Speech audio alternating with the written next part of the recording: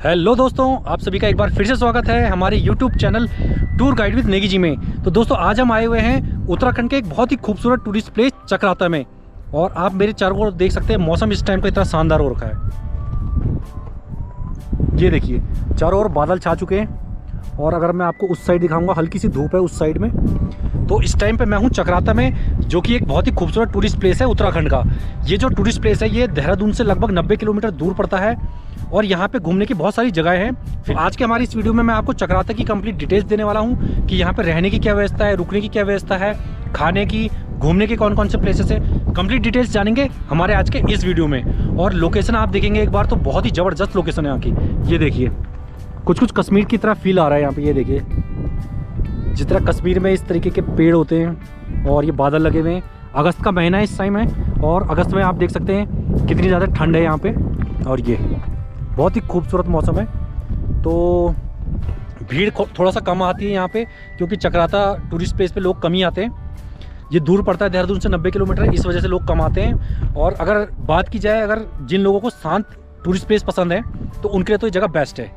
और वैसे भी जब आप जून जुलाई के मौसम में अगर मसूरी आते हैं या नैनीताल आते हैं या शिमला किसी भी बड़े टूरिस्ट प्लेस पे आते हैं तो वहाँ पे आपको बहुत ज़्यादा भीड़ मिलेगी। कई बार होटल्स भी नहीं मिलते हैं और जब भीड़ बहुत ज़्यादा होती है तो फिर एक हिल स्टेशन का मज़ा नहीं आ पाता। लेकिन अभी जहाँ पे हम हैं आप देख सकते हैं बिल्कुल शांत जगह है। आराम से आप बैठ सकते हैं, कुछ देर इंजॉय कर सकते हैं, फैमिली के साथ आ सकते हैं।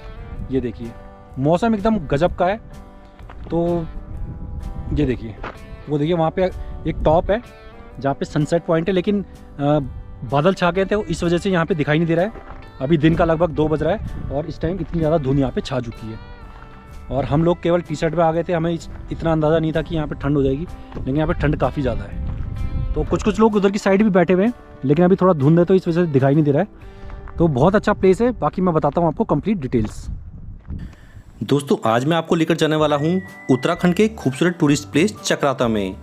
ये प्लेस प्राकृतिक सुंदरता से भरपूर एक शांत हिल स्टेशन है, जहाँ पर दूसरे पर्यटक स्थलों की तुलना में भीड़ थोड़ा कम देखने को मिलती है दोस्तों। लेकिन यकीन मानिए, अगर आप प्राकृतिक खूबसूरती और सुहाने मौसम का मजा लेना चाहते हैं तो ये जगह आपको बिल्कुल भी निराश नहीं करेगी।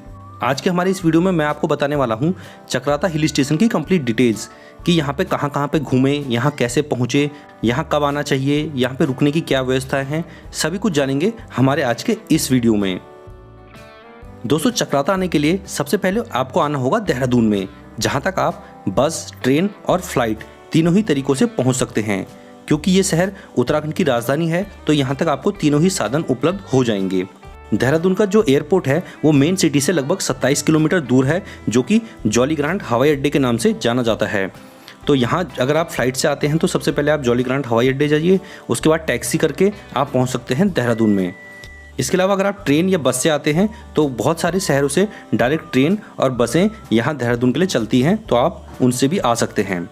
देहरादून से लगभग 90 किलोमीटर दूर है चक्राता।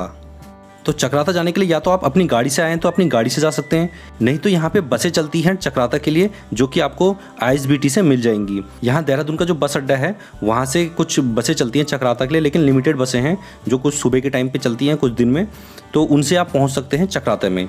या फिर आप टैक्सी बुक करा के जा सकते हैं, या फिर आप स्कूटी या बाइक को रेंट पे लेके देहरादून से जा सकते हैं चक्राता के लिए। वैसे सबसे अच्छा ऑप्शन रहेगा अगर आप स्कूटी या बाइक से भी जाते हैं तो भी कोई दिक्कत नहीं आएगी, क्योंकि 90 किलोमीटर का सफ़र है और आप आसानी से इसको 3 घंटे में कर लेंगे। और अगर आप बस से जाते हैं तो बस से दिक्कत ये है कि वहाँ पे गाड़ी वगैरह ज़्यादा नहीं चलती हैं। उसके बाद चक्राता जाने के बाद जो आसपास के उसके टूरिस्ट प्लेसेस हैं उन पर आप आसानी से नहीं घूम पाएंगे। तो अगर आपके पास अपनी गाड़ी रहेगी तो तभी आप वहाँ चक्राता के आसपास के जो इसके प्लेसेस हैं घूमने के, वहाँ पे घूम पाएंगे। तो इसलिए अच्छा रहेगा अगर आप अपनी गाड़ी से आएँ तो बहुत अच्छा है। और अगर आप अपनी गाड़ी से नहीं आए हैं तो देहरादून से आप रेंट पे ले सकते हैं बाइक या स्कूटी, तो उससे भी यहाँ तक आसानी से पहुँच सकते हैं और इन्जॉय कर सकते हैं इस हिल स्टेशन में। तो ये देखिए दोस्तों कितना खूबसूरत इस टाइम यहाँ का मौसम हो रखा है। इस टाइम महीना है अगस्त का और आप यहाँ पे देख सकते हैं कितने खूबसूरत यहाँ के हिल्स हैं। जैसे आपको हिमाचल या कश्मीर की तरफ के हिल्स दिखते हैं, सेम उस तरीके का यहाँ पे माहौल है। ये देखिए बहुत ही खूबसूरत जगह है। तो अगर आप अपनी गाड़ी से आते हैं तो रास्ते में कई खूबसूरत नज़ारों को एंजॉय करते हुए आप यहाँ तक पहुँच सकते हैं। और रास्तों की बात की जाए तो रास्ते अच्छे हैं यहाँ के, ख़राब रास्ते नहीं हैं, तो यहाँ तक आने में कोई ज़्यादा परेशानी नहीं होगी।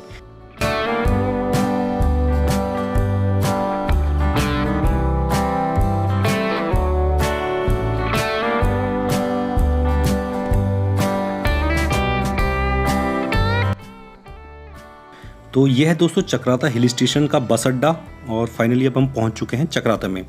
ये एक छोटा सा हिल स्टेशन है, कोई बहुत ज़्यादा भीड़ यहाँ पे नहीं रहती है। जैसा मैंने आपको वीडियो की स्टार्टिंग में ही बताया, गर्मियों में थोड़ा बहुत भीड़ यहाँ पे बढ़ जाती है, लेकिन फिर भी मसूरी, नैनीताल या शिमला जो बड़े हिल स्टेशन है उनकी तरह भीड़ यहाँ पे नहीं रहती है। तो अगर आप भीड़ भाड़ से बचना चाहते हैं और गर्मियों के मौसम में किसी एकदम शांत हिल स्टेशन में जाना चाहते हैं तो आप यहाँ पर इंजॉय करने आ सकते हैं, क्योंकि देहरादून से मसूरी पड़ता है 35 किलोमीटर और देहरादून से यहाँ चक्राता पड़ता है लगभग 90 किलोमीटर। तो आप चाहें तो यहाँ पर भी आ सकते हैं। यह है यहाँ की लोकल मार्केट, जहाँ पे आपको नाश्ता, चाय नाश्ता, खाना वगैरह भी मिल जाएगा।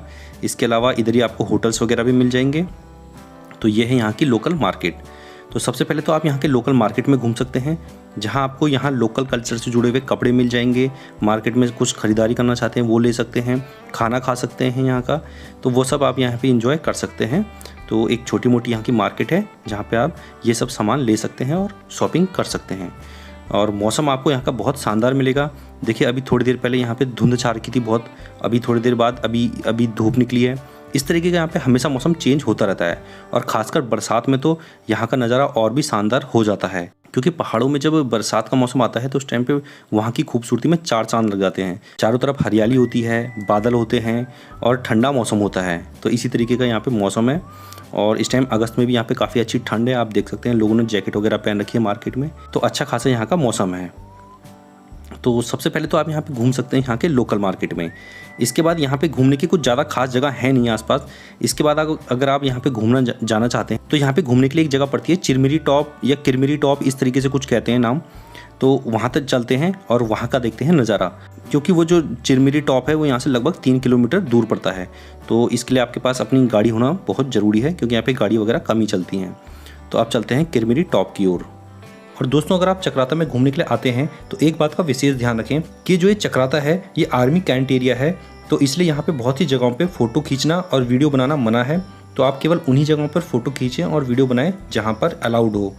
और इसके अलावा यहाँ पर फॉरेनर्स का आना भी मना है। चक्राता में कई जगह मैंने लिखा हुआ देखा है कि फॉरेनर्स का यहाँ पे चक्राता में आना मना है। अब जो भी रीज़न होगा, शायद आर्मी कैंट एरिया की वजह से होगा। तो अगर कोई फॉरेनर साथ में आता है या कोई फॉरेनर आने की कोशिश करता है तो उसके लिए यहाँ पे अलाउड नहीं है। तो ये है दोस्तों वो जगह जो है चिरमिरी टॉप। ये जगह काफ़ी टॉप में है यहाँ चक्राता में, जहाँ पे से दूर दूर के नज़ारे दिखाई देते हैं। लेकिन फ़िलहाल मौसम ख़राब होने की वजह से यहाँ पे बादल लग चुके हैं और यहाँ पे कोई ज़्यादा आपको आसपास कोई चीज़ें नज़र नहीं आएंगी। लेकिन जगह इस टाइम पे बहुत ही खूबसूरत हो रखी है और कुछ लोग भी आए हुए हैं यहाँ पे, टूरिस्ट आए हुए हैं। तो इस तरह का आपको यहाँ पे नज़ारा देखने को मिलेगा। और अगर आप शांति में कुछ पल बिताना चाहते हैं, शहर की भीड़ भाड़ से दूर, शहर की गर्मी से दूर, तो यहाँ पे आपको बहुत ही खूबसूरत नज़ारे देखने को मिल जाएंगे। इधर गाड़ी की वजह से कुछ निशान बन गए हैं, गड्ढे हो रखे हैं, बाकी इधर पूरी हरियाली छाई हुई है। अगर यहाँ पे बादल हटेंगे, अभी थोड़ी देर पहले हट गए थे थोड़ा हल्के से बादल, तो यहाँ पे से आसपास की पहाड़ियाँ भी नज़र आने लगी थी।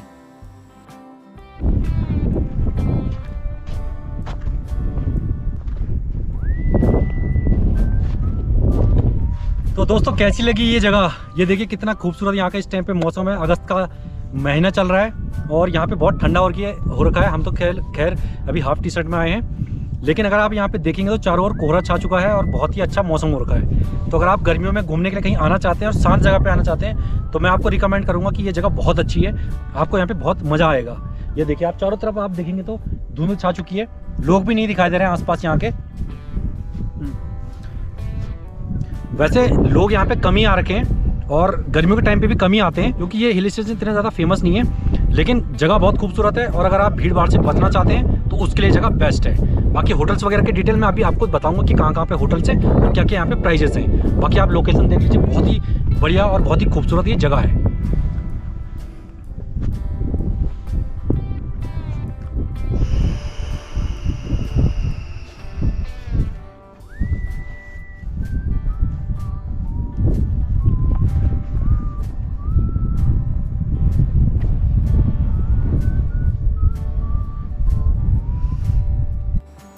इसके अलावा यहाँ जो ये चिरमिरी टॉप है इसके बगल में ही एक जगह पड़ती है सनसेट पॉइंट।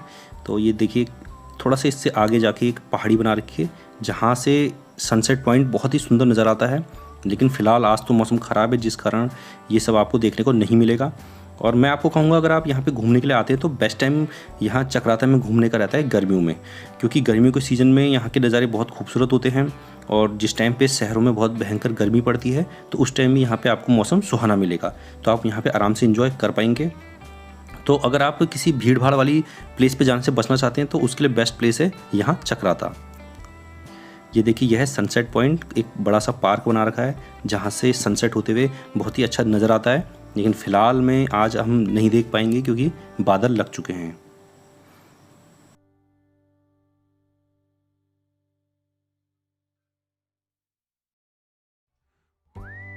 तो दोस्तों अब इन सब जगहों पे घूमने के बाद अब हम जाने वाले हैं टाइगर फॉल में, जो कि यहाँ चक्राता का मेन अट्रैक्शन है।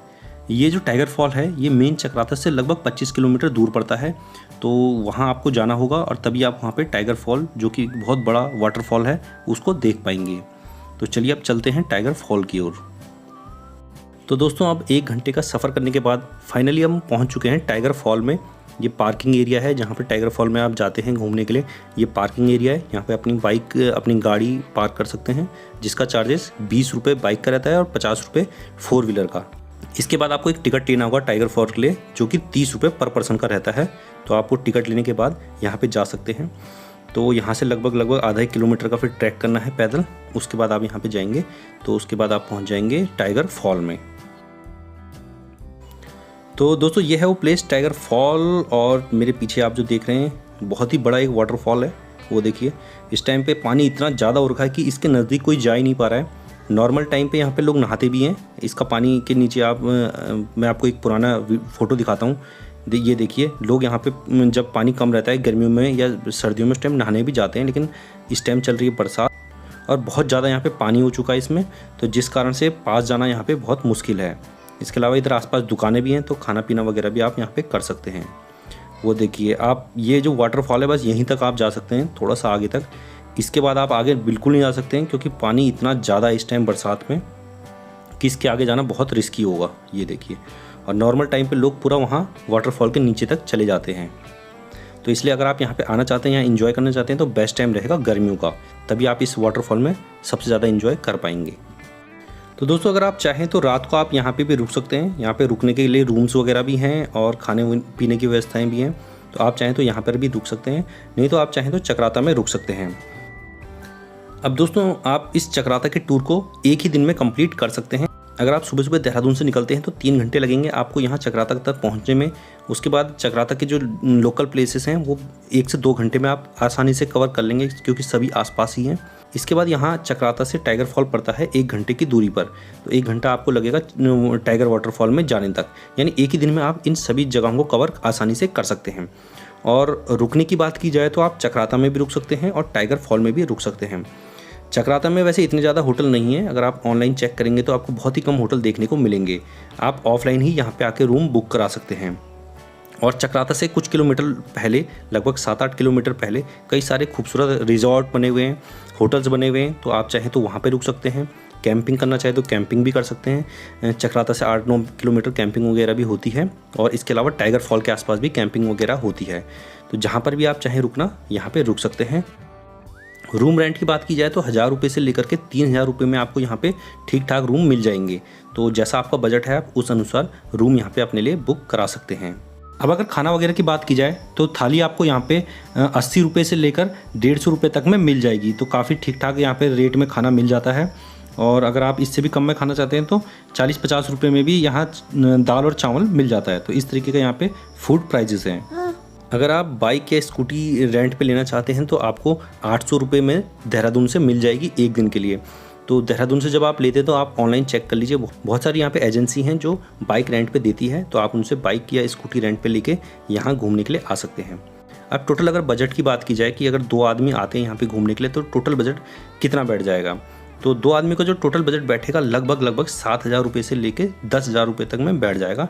डिपेंड करता है कि आप किस अनुसार रूम लेते हैं, किस हिसाब से खाना खाते हैं। तो लगभग 7000 रुपये से 9000 10,000 रुपये तक में 2 आदमियों का बैठ जाता है, जिसमें आपका 1 दिन का होटल, बाइक रेंट, खाना, ये सब इंक्लूड करके मैंने आपको बताया है। तो इस तरह से कम 1 से 2 दिन आपको यहाँ घूमने में लगेगा और 7000 रुपये तक का आपका बजट 2 आदमियों का आ जाएगा। इस तरह से आप घूम सकते हैं उत्तराखंड के इस बहुत ही शांत और खूबसूरत टूरिस्ट प्लेस चक्राता में। तो दोस्तों आज का हमारा ये वीडियो आप लोगों को कैसा लगा हमें ज़रूर बताना। हमारा आज का ये वीडियो पसंद आया हो तो हमारी इस वीडियो को लाइक और चैनल को सब्सक्राइब करना बिल्कुल ना भूलें। और दोस्तों अगर आपको चक्राता से रिलेटेड कोई जानकारी चाहिए तो आप हमें कमेंट बॉक्स में लिख सकते हैं, मैं आपको वहाँ पर रिप्लाई भी कर दूंगा। तो दोस्तों बने रहिए हमारे साथ हमारे इस चैनल पर। मिलते हैं नेक्स्ट वीडियो पर, तब तक के लिए बाय बाय।